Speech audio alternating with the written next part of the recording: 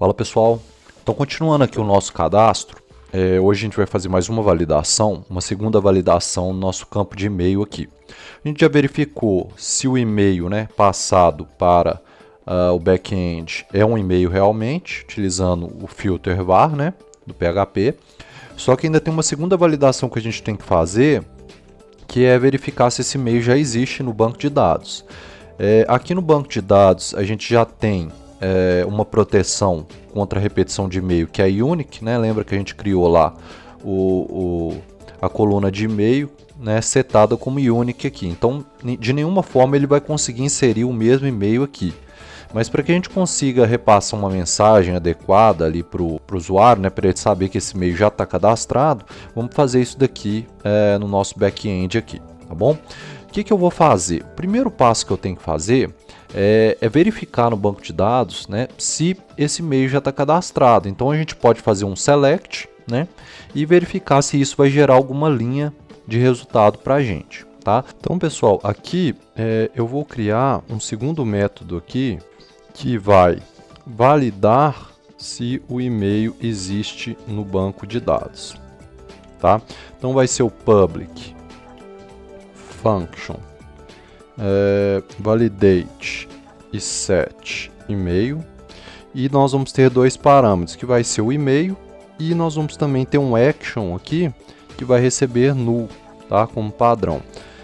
Vocês já vão entender por quê, tá bom? Aqui no model class cadastro, a gente vai criar aqui um segundo método para estar acessando nosso banco de dados, tá? Então vou criar aqui o método public function get e set email, vai receber parâmetro e-mail aqui. Esse método vai verificar diretamente no banco se o e-mail está cadastrado. Por quê, pessoal? Porque só o model, conforme padrão MVC, pode acessar o banco de dados. Por isso a gente está utilizando a class cadastro dentro da pasta model.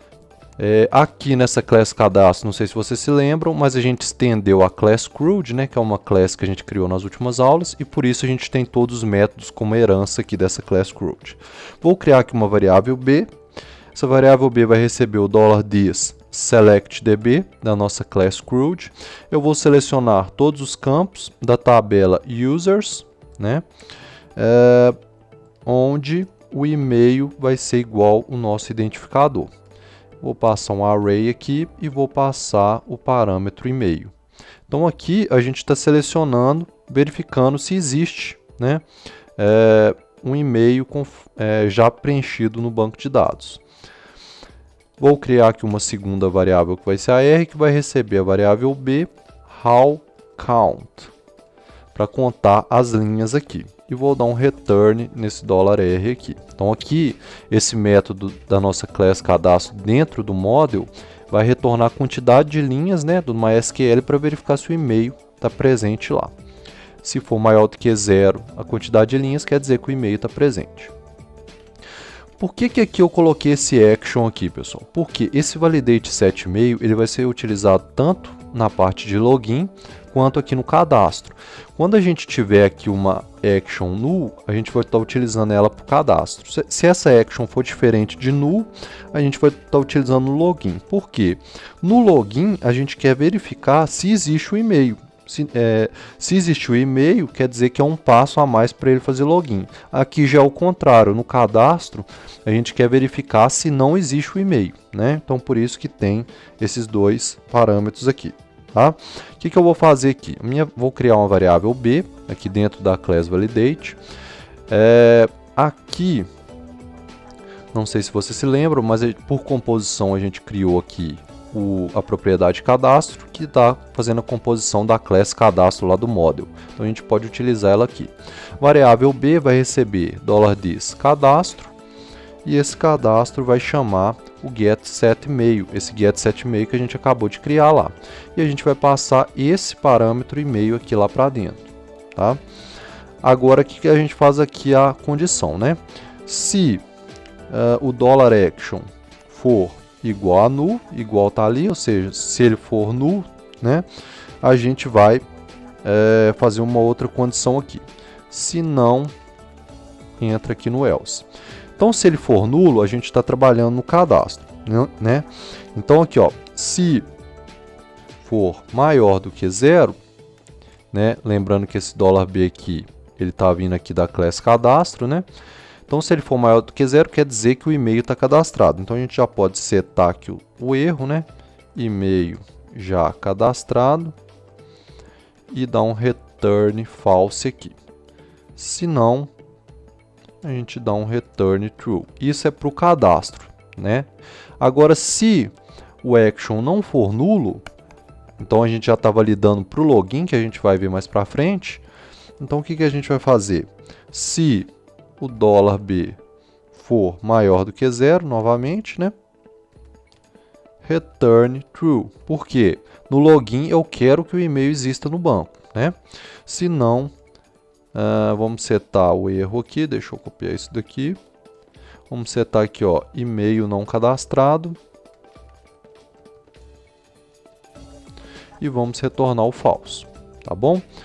Então, só recapitulando o que a gente fez aqui, dentro do nosso model class cadastro, a gente fez o acesso direto ao banco, né? Verificamos dentro da tabela user se o e-mail, inclusive eu escrevi e-mail errado aqui, se o e-mail existe e retornando a quantidade de linhas da nossa pesquisa aqui.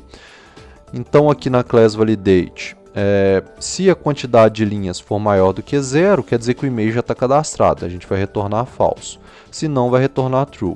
Esse else aqui, a gente vai ver ele no login, né, que no caso a gente quer que o e-mail esteja cadastrado, né, para o usuário logar, e se não, vai dizer que o e-mail não está cadastrado. Então vocês vejam que esse método validate setEmail vai ser utilizado tanto para o cadastro quanto para o login, tá?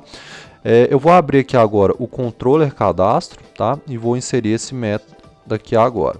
Então $validate, vamos chamar aqui o validate e setEmail.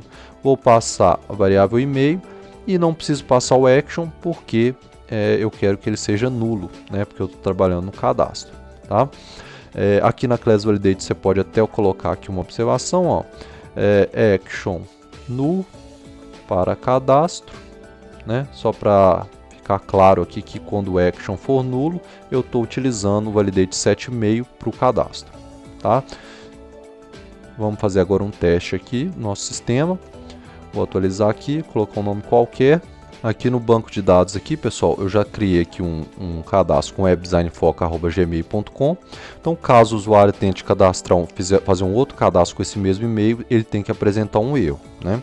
Então, vamos ver aqui, vou colocar aqui webdesignfoca@gmail.com, vou colocar um CPF, data de nascimento, uma senha e outra senha. E vou tentar cadastrar.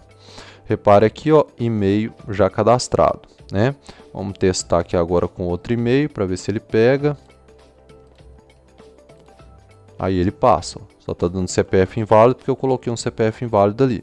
Então, essa parte aqui do e-mail, né, do método validate setEmail já está prontinha. Depois, esse else aqui a gente vai ver no login. Vamos fazer mais um teste quando a gente estiver trabalhando com login. Mas eu quero deixar claro para vocês, né, que a gente está verificando aqui se esse e-mail já está cadastrado no banco de dados para evitar, né, cadastros de usuários diferentes com o mesmo e-mail ou duplicidade de cadastro com o mesmo e-mail, tá bom? Na próxima aula, então, a gente continua. Sucesso nos códigos e na vida! Acesse agora mesmo a nossa plataforma de ensino, webdesignfoco.com/artigos. Essa plataforma possui todos os códigos e explicações para a sua videoaula, assim você aprende de forma mais fácil. Estamos disponíveis para desktop, tablet ou smartphone. Inscreva-se agora mesmo!